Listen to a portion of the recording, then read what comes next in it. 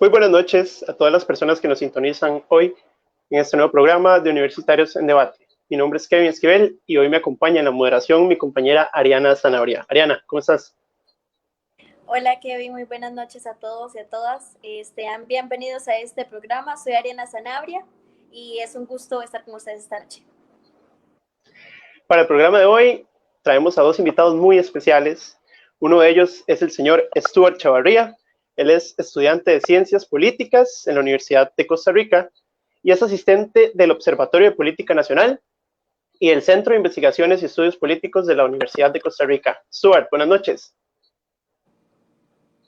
Buenas noches, mucho gusto a toda la teleaudiencia. De verdad que es un placer estar aquí compartiendo con ustedes. Muchísimas gracias por la invitación. Y seguidamente presentamos a nuestro segundo orador, Andrés Araya. Él es estudiante de la Facultad de Derecho de la Universidad de La Salle, capitán del equipo de debate y ha participado en competencias de debate de modelo parlamentario, así como competencias internacionales de arbitraje y en CEJA, asistente legal de Oller Abogados. Andrés, ¿cómo estás?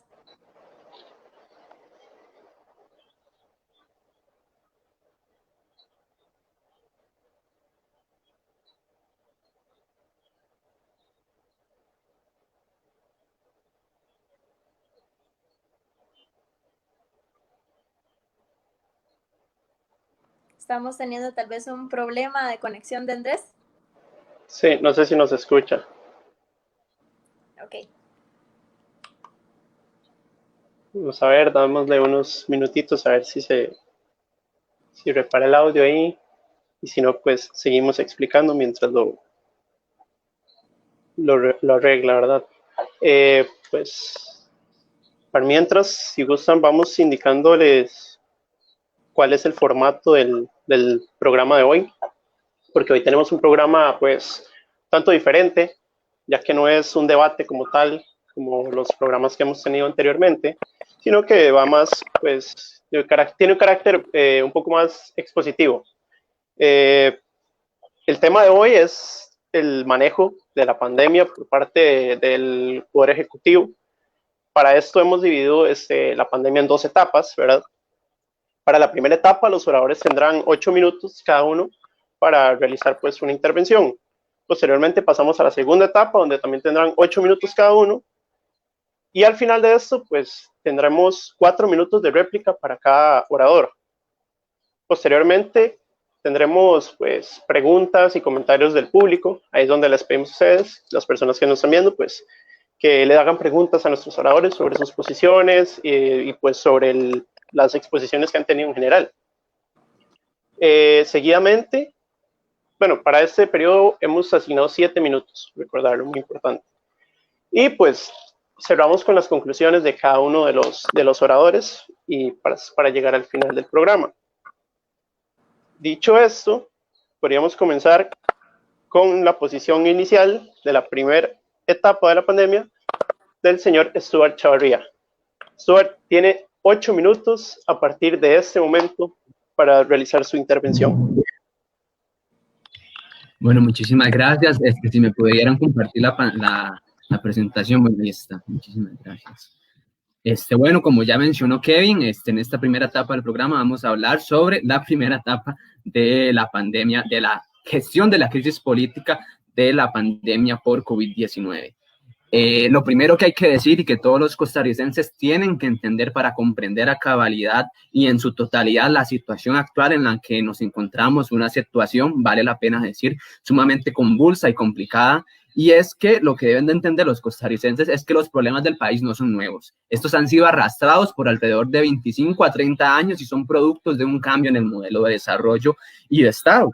Este cambio que les menciono en el modelo de desarrollo y de Estado ha generado desde hace alrededor de 25 y 30 años un deterioro en una serie de indicadores sociales que permiten ver cómo este cambio en el modelo de desarrollo ha beneficiado solo a ciertos sectores, pero no hacia las amplias mayorías. Ejemplos de este deterioro que ha venido siguiendo a lo largo de varios años son los indicadores que les presento. El primero es la pobreza. Según proyecciones del Instituto de Investigaciones de Ciencias Económicas de la Universidad de Costa Rica, producto de esta pandemia, el país podría estar experimentando un incremento entre el 24 y el 29% de la pobreza. Así también el INEC el año pasado presentó el dato del incremento en la desigualdad, y este valor nos sitúa entre uno de los países más desiguales en la región latinoamericana. Vale la pena apuntar que contrario a la tendencia que ha seguido la región latinoamericana de disminución en la desigualdad, Costa Rica parece ir al lado opuesto y más bien ha habido un incremento en la desigualdad. Vemos nuevamente otro indicador que nos permite reforzar el argumento que les estoy presentando, y es el de desempleo. Ha estado estancado por muchos años, igual que el de pobreza, y en el contexto de la pandemia aumenta a un 24%. Posteriormente también tenemos el de la informalidad, que producto de este cambio en el modelo de desarrollo ha incrementado. Si bien es cierto, en este contexto de pandemia ha disminuido producto del aumento del desempleo, eso sí hay que tenerlo en cuenta. También da cuenta de lo precario y la dificultad que existe en el mercado laboral. Finalmente, un indicador que me gusta utilizar mucho es el de actividad económica.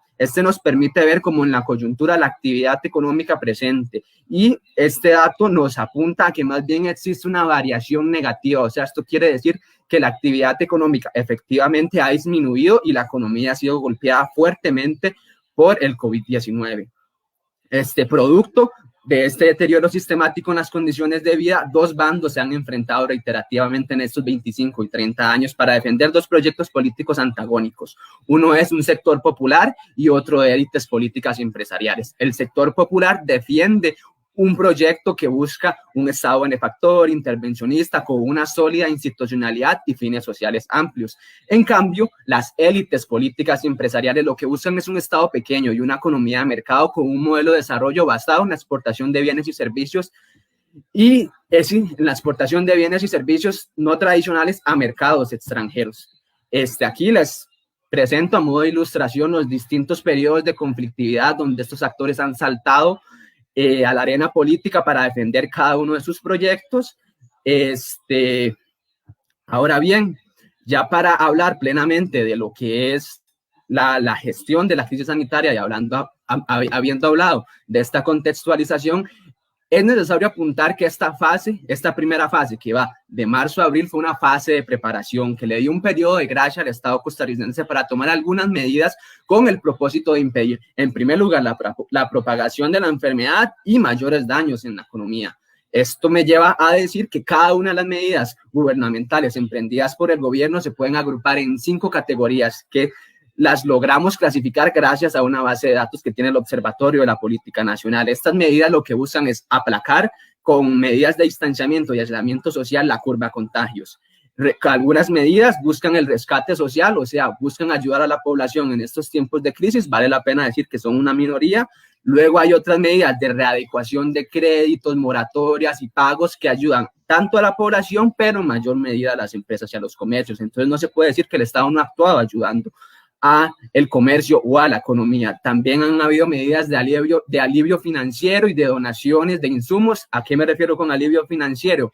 Instituciones que han indicado un superávit les han transferido ingresos y presupuesto a instituciones clave para la contención de esta crisis sanitaria, como pueden ser la Caja Costarricense del Seguro Social y el Ministerio de Salud. Y finalmente han habido medidas de apoyo a sectores comerciales. Ahora bien, en términos finales, para ver qué factores han permitido esta exitosa gestión de la pandemia, eso sí, durante los 2 primeros meses, es necesario recalcar eso, hemos podido identificar que entre esos factores institucionales se encuentra un fuerte sistema de salud, ejemplificado muy bien en la Caja Costarricense del Seguro Social, y un Estado social de derecho, que nos ha permitido responder rápido ante el avance del virus COVID-19 en el país. Es decir, este Estado que es puesto en duda constantemente por las élites políticas y sociales políticas y económicas que lo que buscan es desmantelarlo, es uno de los factores que justamente nos permitió en la primera etapa de esta pandemia actuar de una manera rápida y eficiente. También hay otros factores políticos a considerar, como la coordinación institucional, que esta depende mucho de jerarcas, de diputados o de funcionarios con capacidad de toma de decisión. Y la segunda es que la cultura cívica del costarricense, por lo menos durante la primera etapa de la pandemia, siguió y acató las medidas de distanciamiento y aislamiento social, lo cual ayudó verdaderamente a la eficacia de la estrategia de gestión de la pandemia, al menos, eso sí, durante la primera etapa de la pandemia. Algo que podemos comenzar a observar y que de hecho desde el Observatorio de la Política Nacional lo hemos mencionado, es que a finales de esta primera etapa y más claramente en la segunda etapa, esta estrategia se vio comprometida por la influencia de grupos de presión e interés poderosos que lograron incidir en los procesos de toma de decisión de la gestión de la crisis sanitaria. Sobre este aspecto profundizaré más cuando nos refiramos a la segunda etapa de la crisis sanitaria. Muchas gracias.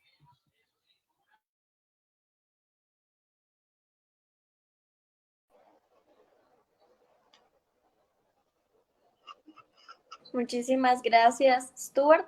Ahora podemos proseguir a nuestro segundo orador para que presente su primer argumento. Andrés, tienes 8 minutos para desarrollar tu primer posición.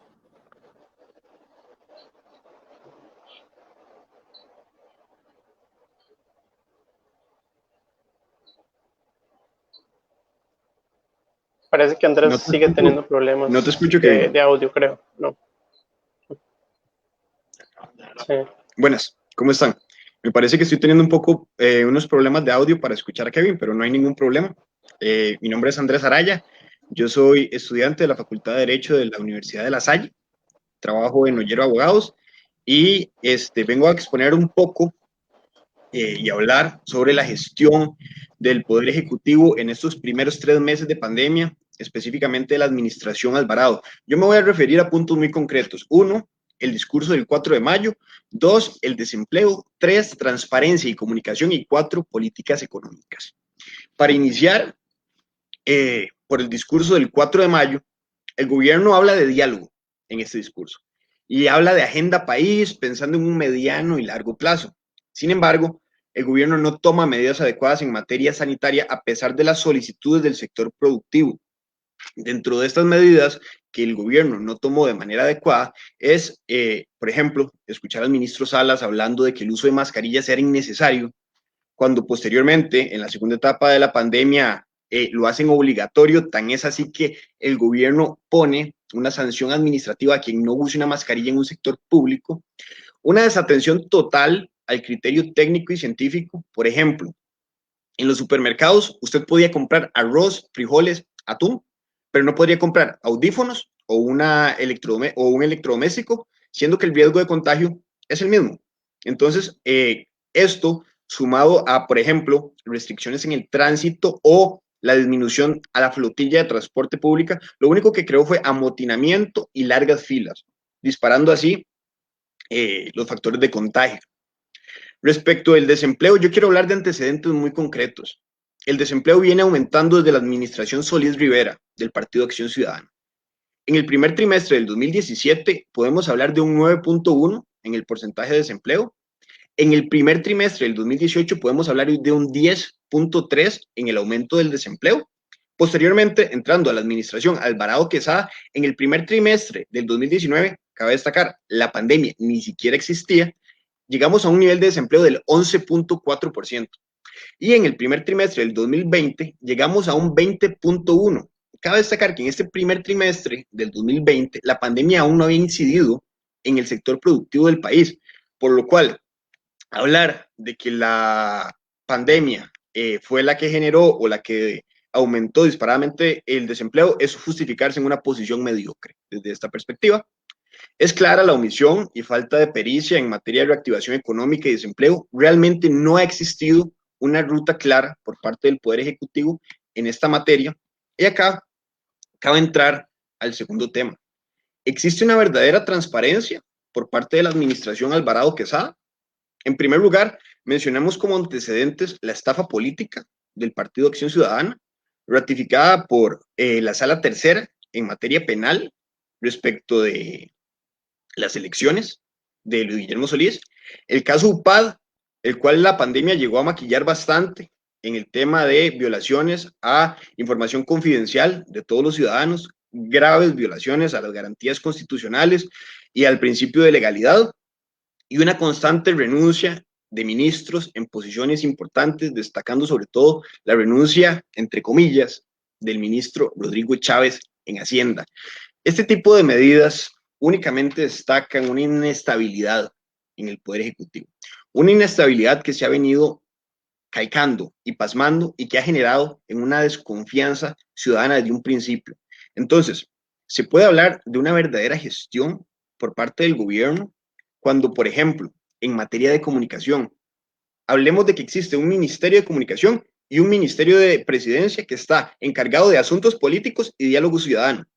Ambos han sido absolutamente ineficientes y solo han servido de lobby político para algunos actores en conferencias como las que se dan a las 12 de mediodía. Su gestión de tanto el Ministerio de Comunicación como del Ministerio de la Presidencia únicamente recalca la necesidad de hacer una reestructuración estatal en busca de una eficiencia real y reducción en funciones duplicadas. Al contrario de lo que establece o propone mi compañero Stuart, no se habla de una desmantelación del Estado. Aquí nadie está hablando de vender ni el INSS ni la Caja Costarricense del Seguro Social, no. Lo que sucede es que la institucionalidad y es el estatismo pasmado en las políticas de gobierno ya no tienen cabida. Costa Rica es uno de los países que tiene un aparato estatal más grande, pero no solo eso. Con base en los datos de la OCDE, Costa Rica es el cuarto país que le paga más caro a sus funcionarios públicos. Entonces, no solo tenemos más funcionarios públicos, sino que tenemos un sector público más caro. Destacándose también que las personas en el sector público, para una igual función, ganan per se un salario mayor con todos los pluses y estabilidad laboral que esto implica. Entonces, bajo ninguna circunstancia podemos hablar de una desmantelación del Estado, sino de una reestructuración. Hablar de economía es bastante complicado en el sentido de que lo primero que hay que entender es que el dinero no crece en los árboles. El Estado funciona y se asemeja mucho a una empresa. El dinero principalmente viene de los contribuyentes, principalmente, pero también viene de las otras actividades estatales. ¿Qué es lo que sucede? Que Costa Rica viene arrastrando un déficit fiscal muy grande, por algunas de las antecedentes también que mencionaba mi compañero Stuart, y hemos llegado a una situación que, bien, el COVID ha venido a marcar la insostenibilidad en el tiempo, ya que, hablando en materia de economía, el 12 de julio el gobierno presenta su ruta económica, la cual básicamente consistió en iniciar la ya fallida negociación con el Fondo Monetario Internacional, iniciar todos estos proyectos de propuestas que posteriormente en la segunda etapa hablaremos de cómo se desarrollaron. Hablaron de la obtención de créditos con el BID, el Banco Interamericano de Desarrollo, con el CAF, la Corporación Andina del Fomento y la Agencia Francesa para el Desarrollo. Entonces vemos que claramente el gobierno toma una posición no de reactivación económica, sino de obtengamos crédito para seguir, como se dice popularmente, pateando la bola. Eso es el equivalente a que uno esté con una deuda personal muy grande y vaya a sacar un crédito a un banco a una tasa altísima por encontrarnos en una situación de números rojos. No podemos hablar de élites empresariales, como se menciona. Tenemos que hablar de un sector productivo que se está viendo gravemente afectado por la ineficiencia en la gestión económica.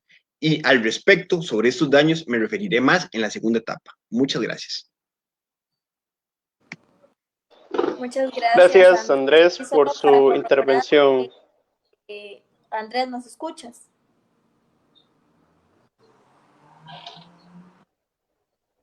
Creo que hay un problema de audio. Era nada más para corroborar, pero... Sí, el problema es el audio, pero... Sí. Perfecto. Bueno, para continuar con la segunda etapa de la pandemia, Stuart, sus 8 minutos para referirse a esta etapa comienzan a partir de este momento. Muchísimas gracias. Por favor, si me pudieran compartir la la presentación, les agradecería muchísimo. Bueno, antes de iniciar me gustaría aclarar algunas cuestiones que me parecen no quedaron claras del todo, valga la redundancia, que se malinterpretó por el otro compañero Andrés con el que estamos debatiendo. El primero es que efectivamente esto que digo yo, que la pandemia ha amplificado los problemas que ya Costa Rica viene arrastrando, es porque así lo ha hecho efectivamente, y no solo lo digo yo, lo han dicho múltiples medios de comunicación, muchos centros de investigación, entre esos el CIEP y el Observatorio de la Política Nacional, y un claro ejemplo es el mismo dato que nos da Andrés del desempleo. Antes de la pandemia teníamos alrededor de un 11 y un 12%, ahora el desempleo estamos alrededor del 22-21% de desempleo. Entonces, si realmente la pandemia no tiene una incidencia, creo que la verdad sería erróneo decir esa aseveración. Y por otro lado, claro que estamos viendo un proceso de desmantelamiento, no del Estado, tiene razón, del Estado social de derecho. Eso es lo que está siendo desmantelado por un Estado neoliberal. Y es muy claro con la propuesta del FMI que lo que busca es vender a la FANAL y al VIXA. Yo no sé, Andrés, si para vos eso no es reestructuración y desmantelamiento de un Estado social de derecho. Bueno, habiendo dicho eso, en este contraste es uno, los problemas desatendidos por años de mala administración que, como ya les adelanté, se han amplificado producto de la crisis sanitaria. Y dos, este contexto de crisis sanitaria, y a esto es a lo que voy, con las élites empresariales y políticas, esta crisis sanitaria ha sido la perfecta ventana política para presentar proyectos de ley y promover medidas que ayudan a impulsar el proyecto político de las élites políticas y empresariales, proyectos y medidas que en este contexto de crisis se presentan como la única solución. En el contexto de esta pandemia, el problema fiscal y la falta de liquidez que el Estado ha venido arrastrando se ha agravado ante el gasto inesperado que ha representado la atención de esta crisis sanitaria. Esta situación ha sido aprovechada por las élites económicas para impulsar su propia agenda política en este contexto, que busca, en primer lugar, cobrarle al sector público y los trabajadores, tanto del sector público como privado, los costes de la atención de la crisis sanitaria. Dos, buscan cabildear para lograr evadir la responsabilidad de dar el aporte solidario que les corresponde para paliar los gastos producidos por la crisis sanitaria. Y tres, buscan obtener el apoyo y aumentar el número de medidas gubernamentales para beneficiar a su sector. Podemos confirmar el avance del proyecto y agenda política de las élites si observamos el cambio en la estrategia de gestión de la crisis sanitaria que inicia a partir del 1 de mayo, que es cuando inicia la segunda etapa de la crisis sanitaria. Eso hay que tenerlo muy presente, con el discurso presidencial anunciando una nueva normalidad y que se hace más visible a partir de agosto, producto de la presión de grupos empresariales que clamaban por la reapertura económica. Esta anuencia del gobierno de escuchar y respaldar muchas de las propuestas de la clase empresarial lo que hace es reafirmar el compromiso político entre las élites empresariales y las élites políticas de este país. Ahora bien, desde el Observatorio de la Política Nacional, más bien encontramos que actualmente estamos viviendo la tercera etapa de la gestión política de la pandemia. Inició en agosto y ha avanzado hasta la actualidad.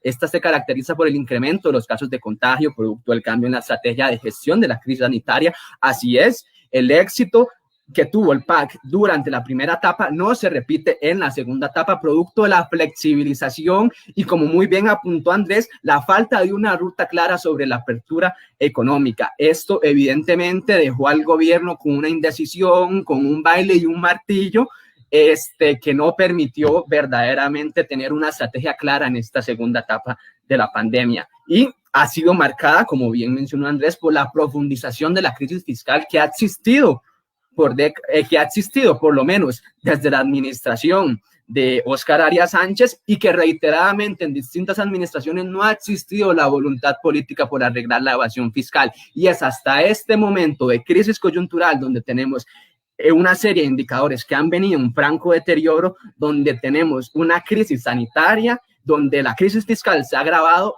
Simplemente la población ya no puede más y simplemente estos brotes de conflictividad son justificados, son realmente justificados dada la condición del país y el deterioro de una serie de indicadores.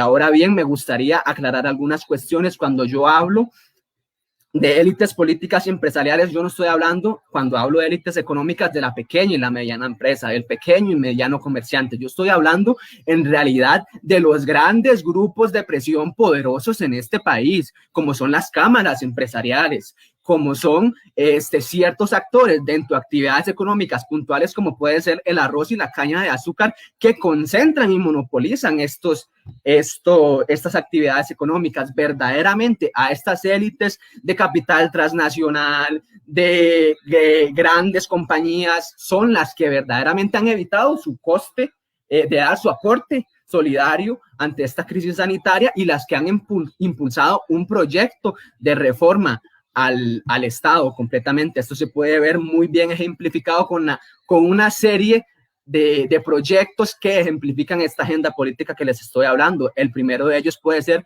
una de las medidas que tomó el Estado cuando comenzó esta crisis sanitaria, y fue la de reducción de jornadas y suspensión de laborales, que ataca directamente contra los trabajadores del sector privado. Así han habido una serie de proyectos de ley en contra del sector, como el impuesto solidario al salario escolar, o suspender el pago de anualidades, pero que busquen obtener esos recursos de las clases más privilegiadas.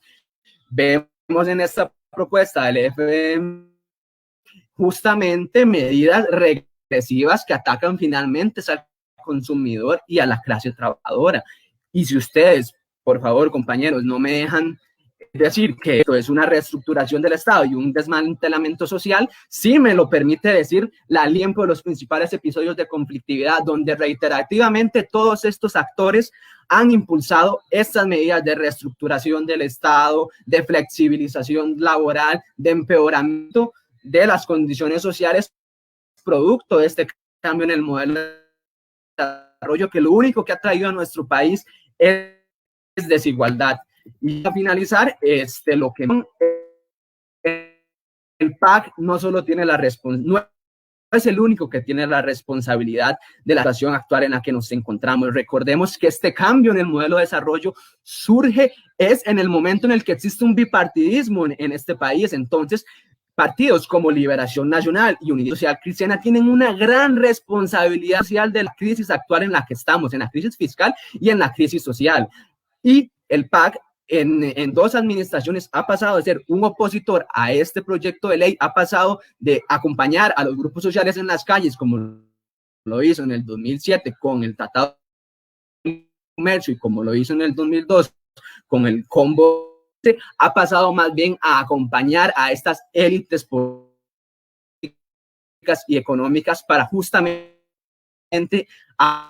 avanzar en esta agenda que les he venido mencionando.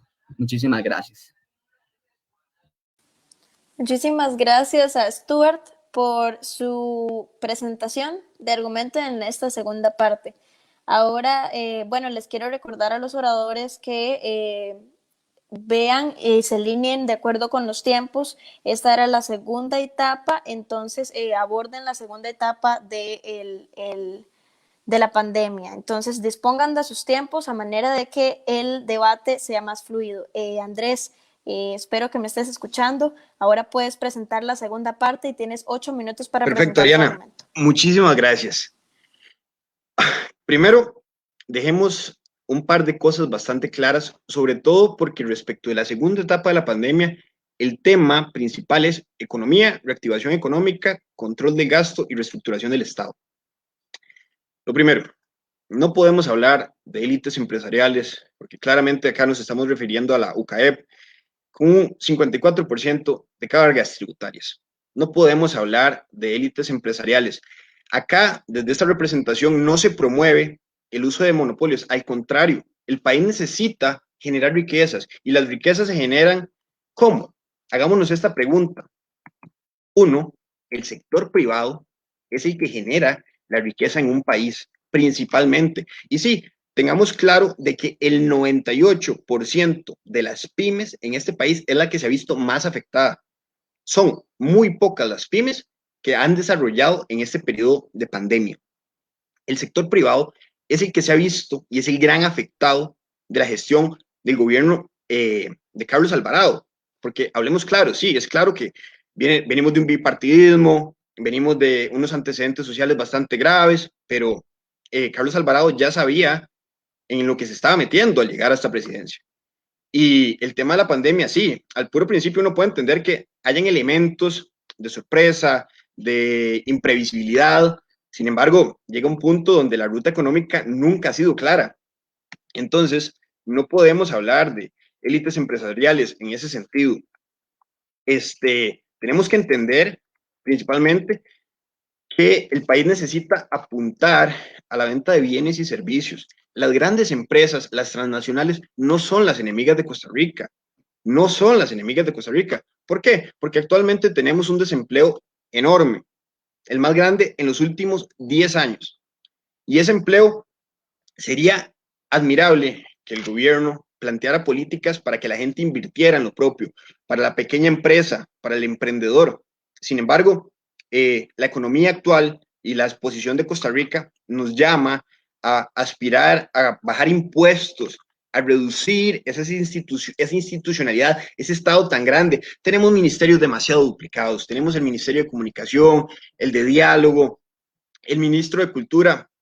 Claramente uno no sabe qué es lo que hace porque tiene más de 17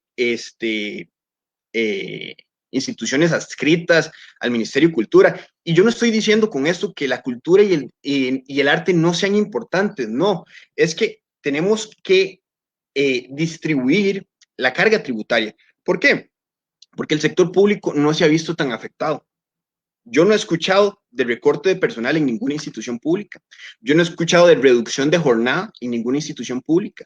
Yo no he escuchado de recortes de salarios en ninguna institución pública. Muy distinto del sector privado.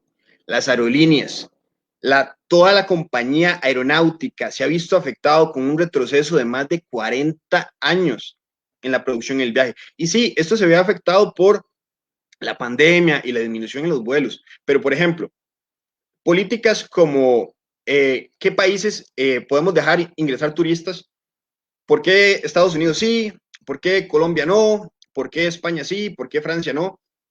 Hay que tomar medidas con base en criterios técnicos. ¿Por qué? Si la persona de Francia tiene un examen de 72 horas que comprueba que no ha tenido COVID, no puede ingresar al país, por ejemplo, y otra persona de otro país, de otra nacionalidad distinta, con la misma prueba, sí puede ingresar, poniendo tasas de seguros altísimas. Y es un tema muy complicado, porque si buscamos justificar la pandemia en la ineficacia del gobierno, nos vamos a quedar ahí y no vamos a seguir avanzando. Tenemos que entender que además de que el gobierno ha actuado mal, ha actuado violando grandes garantías constitucionales.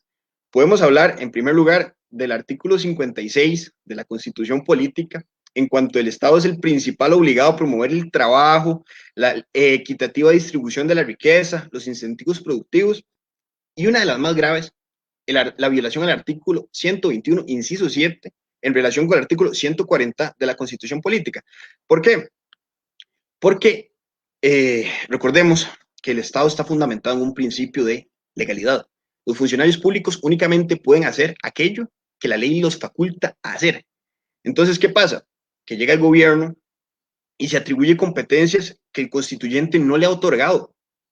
Aparece el gobierno limitando y restringiendo garantías constitucionales que en primer lugar le corresponde limitar a la Asamblea Legislativa mediante un procedimiento especialísimo para situaciones de calamidad y durante un periodo muy restringido.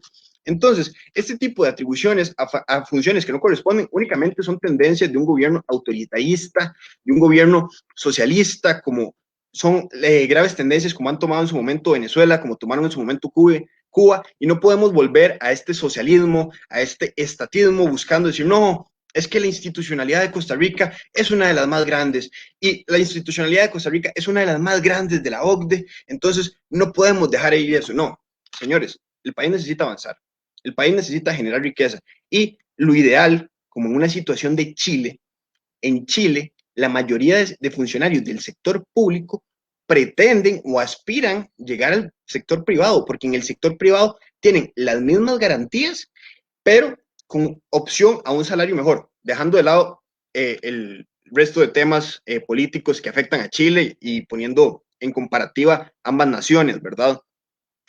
Respecto de la violación al artículo 40, y con relación a esta segunda etapa, las manifestaciones que han habido, es obligación del Poder Ejecutivo mantener el orden y la tranquilidad de la nación, tomar las providencias necesarias para el resguardo de las libertades públicas. ¿Y qué ha pasado? Que el gobierno, con su pésima comunicación, con su pésima gestión, lo único que ha hecho es enojar y afectar al sector más pobre de esta población. Hoy en día tenemos menos clase media y más gente pobre en el país. Y un sector público insostenible a través del tiempo. Además de esto, el gobierno ha dejado mucho que desear con la disposición de la fuerza pública para preservar el orden, la defensa y seguridad del país. Tras de que el manto empresarial ya se ha visto sumamente lesionado por el tema de la pandemia, hemos visto personas buscando mantener esta institucionalidad con el miedo a vender instituciones públicas, a vender un banco del Estado, a vender activos públicos, a disminuir este aparato estatal, y han lesionado gravemente las importaciones, las producciones, porque se ve afectado tanto el agricultor como la gran empresa. Entonces, planteémonos, ¿por qué no vender activos? Muchas gracias. Gracias, Andrés, por su intervención.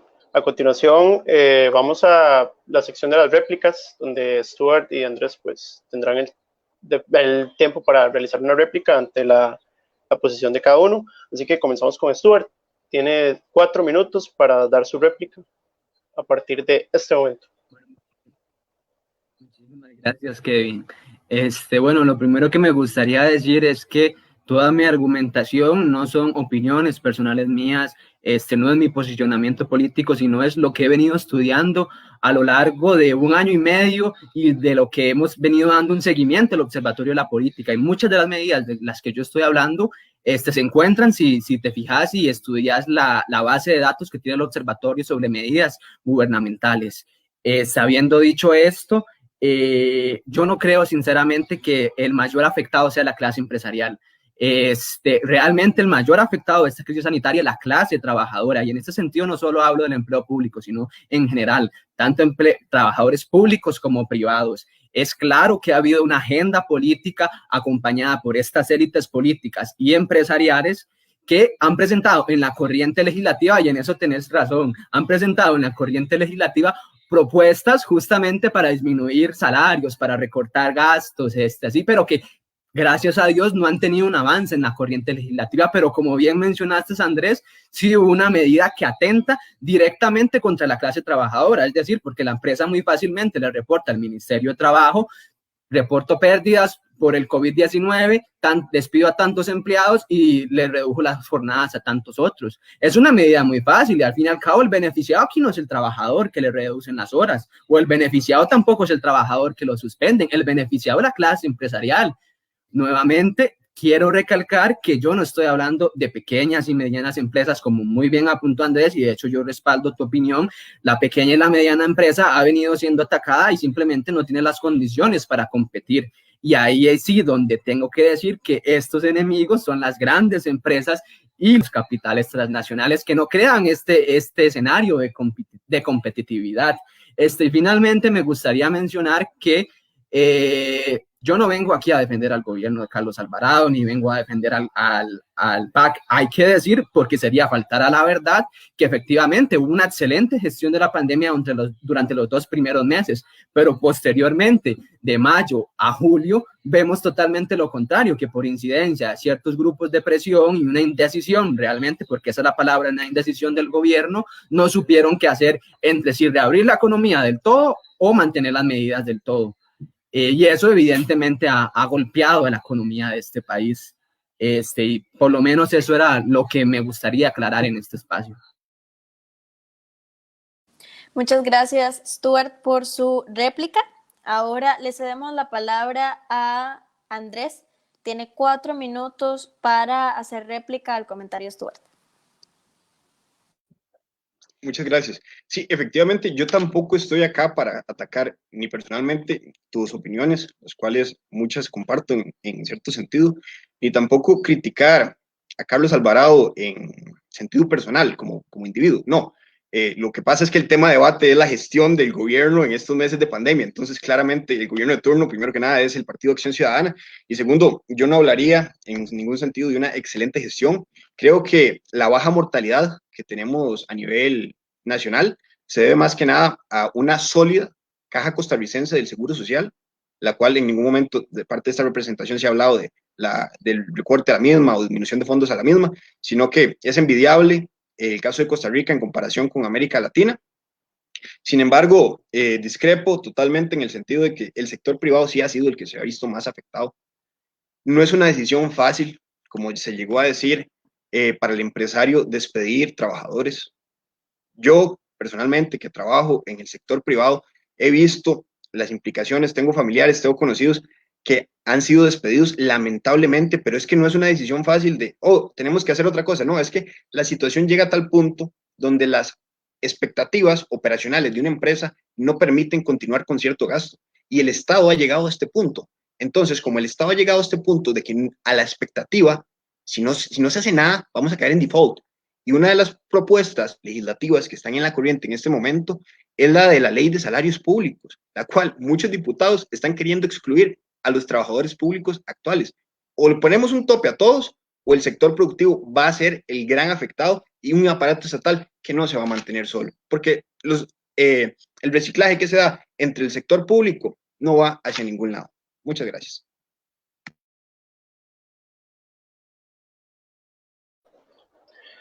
Muchas gracias, Andrés, por su réplica.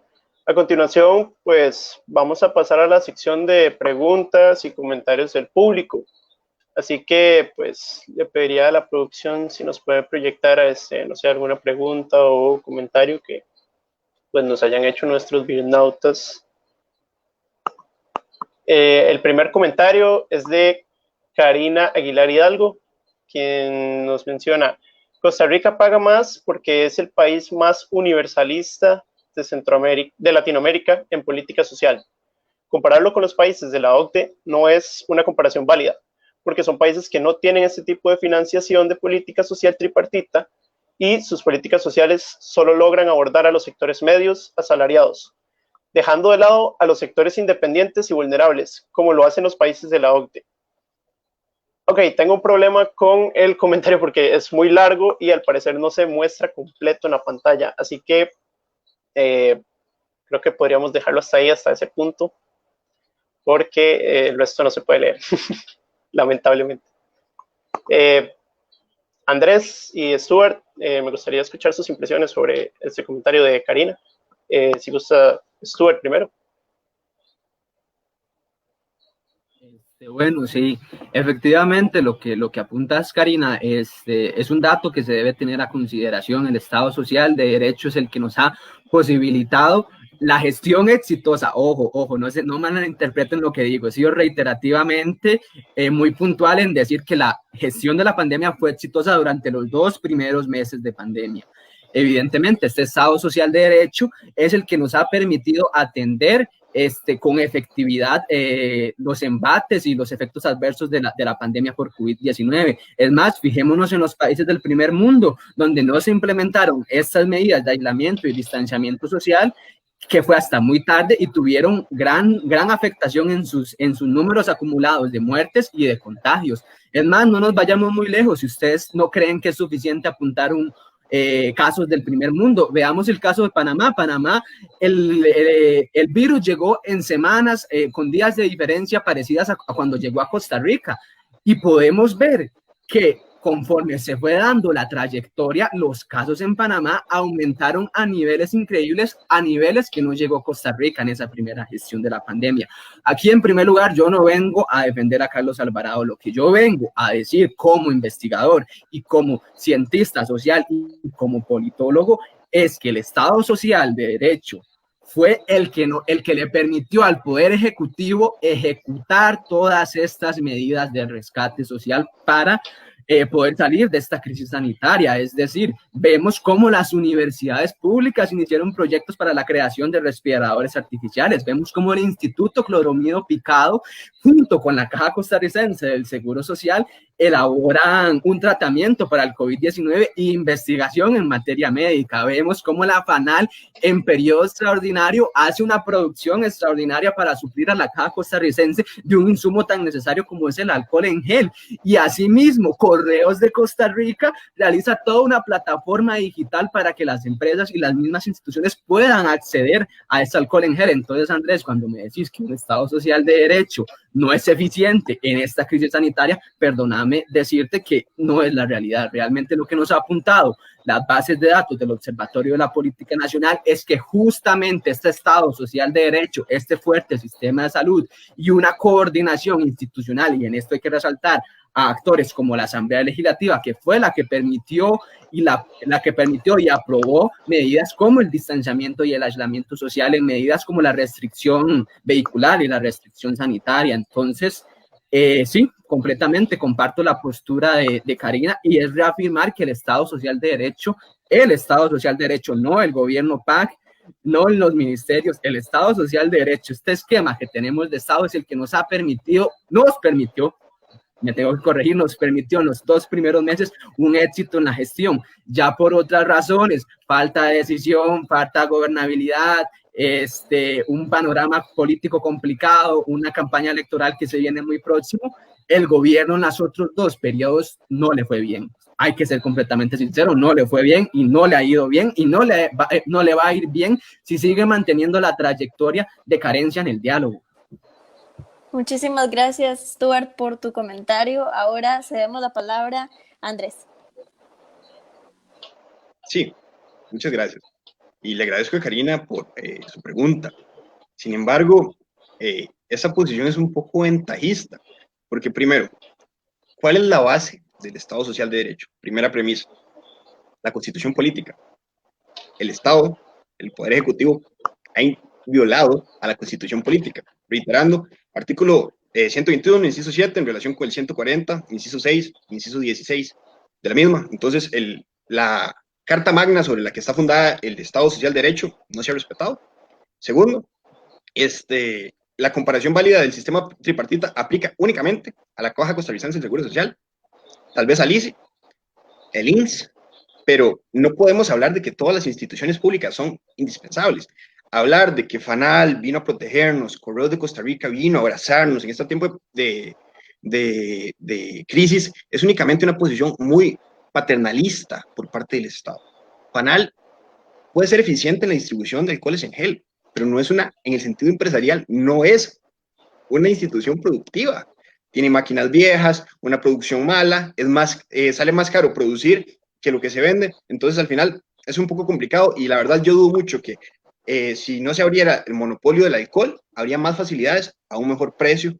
En ese sentido, puntualmente también destacar que no se habla de una desmantelación total del aparato estatal, simplemente eliminemos funciones duplicadas, pidamos un aparato público más eficiente, que cumpla con las bases del principio de legalidad, y así aspiremos a realmente un Estado de Derecho y una política social idónea, no a un Estado paternalista insostenible a través del tiempo, porque es una cosa que estamos obviando. Si no se hace nada ahorita, el Estado va a caer en default.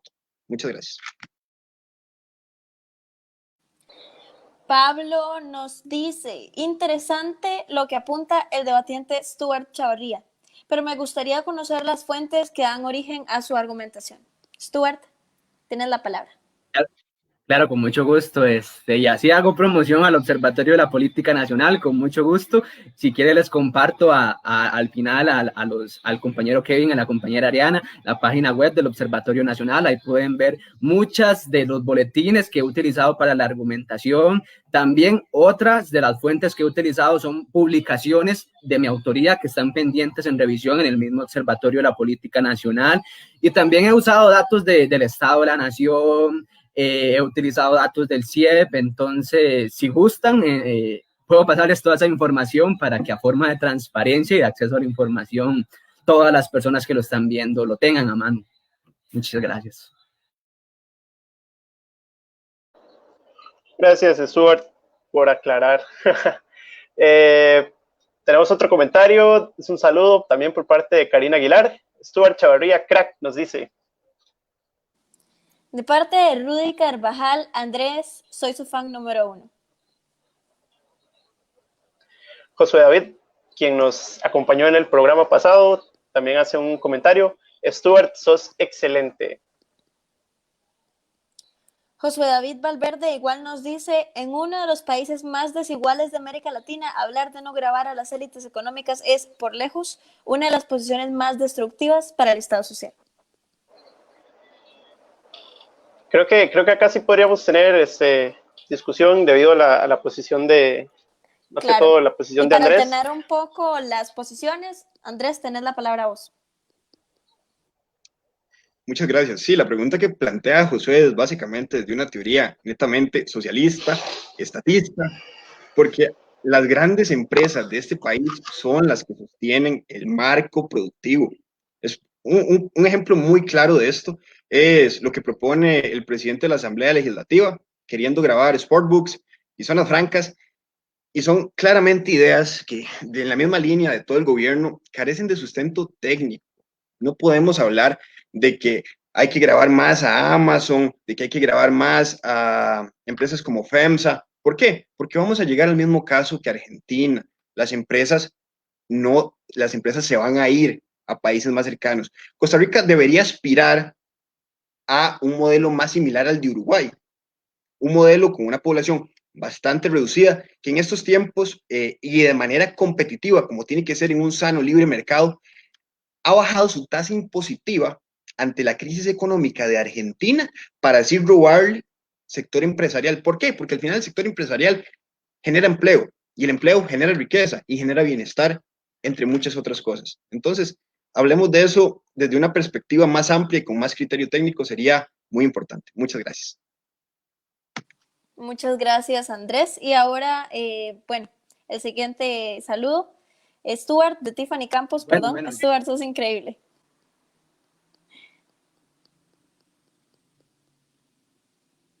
Compañero Kevin, ¿no lo escuchamos? Perdón, sí, disculpe. No, que antes de leer ese comentario, pues me gustaría también abrirle unos segundos a Stuart de la discusión pasada que pues, no, se nos pasó ahí. Entonces, no sé si gustaba referirse al tema también.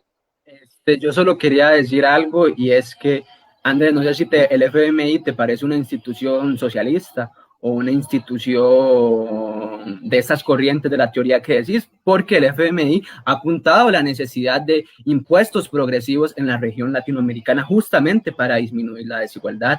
Entonces no es una cuestión programática de una teoría, sino es una realidad que nos está golpeando a Latinoamérica como una de las regiones más desiguales y a Costa Rica como uno de los países más desiguales en esta región. Gracias, Stuart. El otro comentario que teníamos es de Philip Sobek, no sé cómo se pronuncia, ahí me disculpan, que dice, grande Andrés. Muchas gracias, Philip. César Eduardo Díaz dice, saludos, Stuart, sos grande. Evelyn nos comenta, Stuart, estoy orgullosa. Felipe Rojas nos dice, muy bien, Andrés, una comunicación clara y sencilla, pero no obstante cargada de contenido como debe ser para una población meta diversa en grado académico y áreas profesionales. Muchísimas gracias. Otro comentario de Rudy Carvajal, que dice, qué bien, Andrés, abarcando punto a punto a detalle y dando claros ejemplos. Sos el mejor. Muchísimas gracias. David Bogantes nos dice, excelente, Andrés. Muchas gracias. Tenemos otro comentario de Karina Aguilar, quien dice, Andrés, ¿usted qué entiende por socialismo? ¿Cuáles son sus argumentos para decir semejante cosa? Esto es una pregunta, pues, dirigida a Andrés, así que su respuesta, por favor. Claro, muchas gracias a Karina. Socialismo implica muchas cosas y es una definición bastante compleja, pero puntualmente en Costa Rica podemos hablar de socialismo como todas estas políticas que pretende implementar principalmente el Frente Amplio, lateralmente el Partido Acción Ciudadana, que no necesariamente es puramente socialista, porque a veces actúa muy convenientemente dependiendo del sector, hablando un poco ahí del sector arrocero o azucarero, pero son todas estas políticas que pretenden, en primer lugar, hacer un Estado grande, en segundo lugar, abarcar facultades que no le concede la Constitución de conformidad con el principio de legalidad. Estas políticas de ataquemos a la empresa privada desde un sentido que más para el Estado, menos para el sector público, y esto al final termina generando una disminución en la riqueza y en el poder adquisitivo de la población.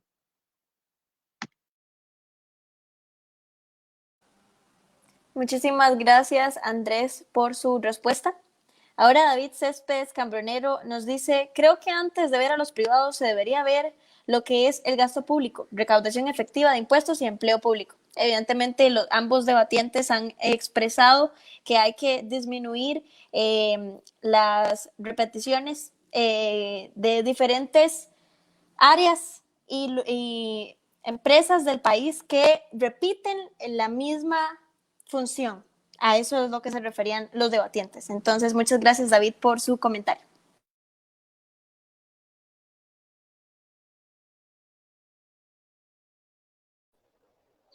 Bueno, con esto hemos llegado al final de la etapa de preguntas y comentarios del público. Agradecerle pues a todas las personas que hicieron comentarios y abrieron debate dentro de esta sección. Esto pues hace muy rico el programa, la verdad.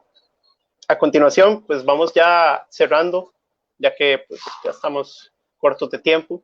Así que procedemos a la sección de conclusiones. Stuart, tiene usted 3 minutos para brindarnos sus conclusiones sobre este tema a partir de este momento. Por favor, si me pudieran compartir la presentación nuevamente. Ok, muchísimas gracias.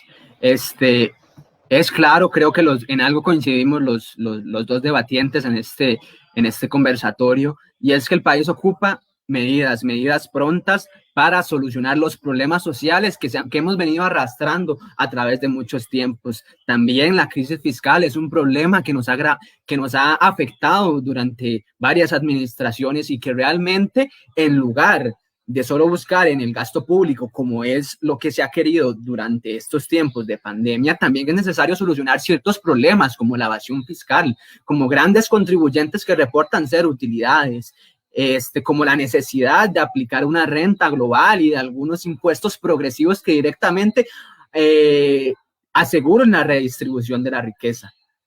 Ahora, creo que todo este contexto del cambio en el modelo de desarrollo, los problemas sociales y la misma crisis sanitaria que hemos experimentado ha producido 3 cosas. En primer lugar, el deterioro de una serie de indicadores y el descontento de las amplias mayorías, que lo podemos ver ejemplificado con solo prender el televisor y ver las noticias y ver la clase trabajadora en lo que sale a reclamar y decir que simplemente ya no puede dar más su aporte solidario para esta crisis. En segundo lugar, hay que recalcar que las élites sociales, políticas y económicas, y aquí me refiero a todas las personas que somos privilegiadas, y aquí me incluyo yo en esta bolsa, hemos creado burbujas sociales, nos hemos creado nuestros propios mundos de cristal, donde las clases más privilegiadas realmente nos hemos aislado por muchos años, nos hemos aislado en nuestras empresas, en nuestras grandes instituciones, nos hemos aislado en nuestros grandes centros comerciales, y no hemos visto la realidad, lo deteriorado que está el país y del hambre que sufre la gran parte de la población. Es decir, según las proyecciones del Instituto de Ciencias Económicas, alrededor de un 23 y un 29% de pobreza va a aumentar en este país. Entonces, es decir, lo que hemos creado, en realidad, todas estas élites políticas, sociales y económicas, lo que hemos creado es un ambiente de desconfianza que no ayudan nada en llevar a acuerdos o agendas de negociación. Lo que hemos creado, las élites políticas en este caso, es un veto mutuo, donde simplemente, como ha apuntado el coordinador del Observatorio de la Política Nacional, lo que existe es una parálisis en el Estado porque simplemente no puede tomar decisiones, porque hay un odio mutuo, hay un desconocimiento por el otro mutuo, hay un irrespeto por el otro, una intolerancia mutua que simplemente cuando estamos en un parlamento con ideologías distintas, con perspectivas de vida distintas, simplemente no podemos llegar a acuerdos porque odiamos a la otra persona, porque de plano no nos interesa ni siquiera discutir o saber qué es lo que está planteando o cuáles son sus inquietudes. Realmente aquí hay algo que hay que apuntar y que estas manifestaciones y esta conflictividad te está sacando a la luz, y es que no solo la clase trabajadora del sector público y del sector privado está siendo afectado, sino inclusive las pequeñas y las medianas empresas de este país realmente están asfixiadas por una hacienda que no los deja competir, asfixiadas por las grandes. Muchísimas gracias a Stuart, y disculpe, pero se acabaron sus minutos. Ahora le cedemos la palabra a Andrés para que haga sus conclusiones. Tiene 3 minutos, al igual que el otro orador, Stuart. Dispone de su tiempo ahora mismo. Andrés. Muchísimas gracias, Ariana. Sí, yo pretendo concluir, en primer lugar, dejando claro que la gestión del gobierno, específicamente la administración Alvarado, ha sido una gestión pésima en tema económico y de reactivación económica, mala en política sanitaria, pues pudieron hacerse muchas cosas mejores y gracias a la caja no tuvimos a día de hoy una crisis sanitaria mayor. Me gustaría concluir diciendo que la situación política y económica es insostenible. Tenemos una tasa impositiva del 54%. Nosotros no somos París, nosotros no somos Canadá, nosotros no somos México.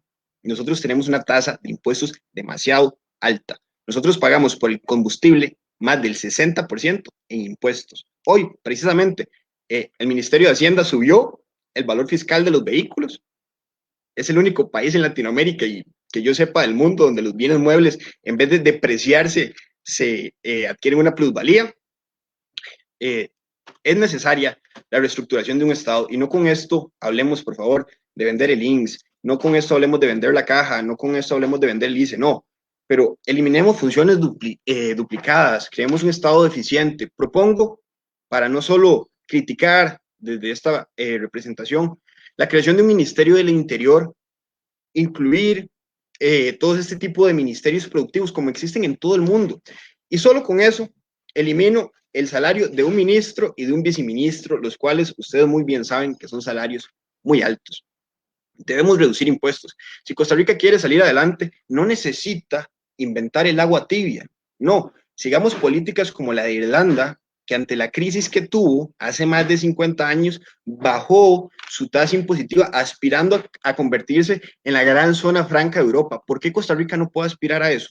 Necesariamente tenemos que sacrificar todo nuestro aparato público, político y todo el aparato estatal a cambio de eso. No, no tienen por qué ser excluyentes. Simplemente necesitamos una gestión adecuada, un gobierno firme, un gobierno que tenga capaz de decisión y que pueda sacar las cosas adelante. Además, mencionando un poco, la renta global no funcionaría en un país como Costa Rica por temas de administración. Muchísimas gracias. Muchas gracias, Andrés, por sus conclusiones. Pues hemos llegado al final de este programa. Agradecerle a ambos oradores invitados pues, por sus posiciones. Ha sido pues una discusión bonita. Hemos tenido puntos de choques, varios. Y pues nada, nuevamente agradecerles e invitarles a todas las personas que nos están sintonizando a volvernos a sintonizar el próximo lunes en una nueva edición de este programa Universitarios en Debate. Stuart y Andrés tienen unos segundos por si gustan despedirse. Stuart. Bueno, muchísimas gracias por el espacio y por la oportunidad, y realmente es necesario llegar a acuerdos. El país está en un momento crítico y sí, pues es necesario sentarse a dialogar. Andrés. De mi parte, primero que nada, agradecerle a Stuart. Ha sido un excelente debate, una excelente contraargumentación, una excelente participación también del público. Les agradezco mucho esta oportunidad y agradecerle a tanto a Kevin como a Ariana su participación como moderadores. Muy agradecido. Muchas gracias. Ari. Muchísimas gracias a todos y a todas. Este programa, uno de los más ajetreados, se podría decir. Siempre, por favor, manteniendo el respeto en los comentarios, ya que no queremos malos entendidos ni altercados. Pero muchísimas gracias por la participación de ambas partes. Creo que fue un debate muy rico, muy extenso y, como siempre, no nos alcanza el tiempo para conversar todo lo que hay que conversar. Muchísimas gracias, Stuart, muchísimas gracias, Andrés, y esperamos tenerlos en un siguiente programa. Muchas gracias. Así es, así que bueno, nos vemos el próximo lunes a las 8 p.m. Muy buenas noches. Buenas noches. Hasta luego.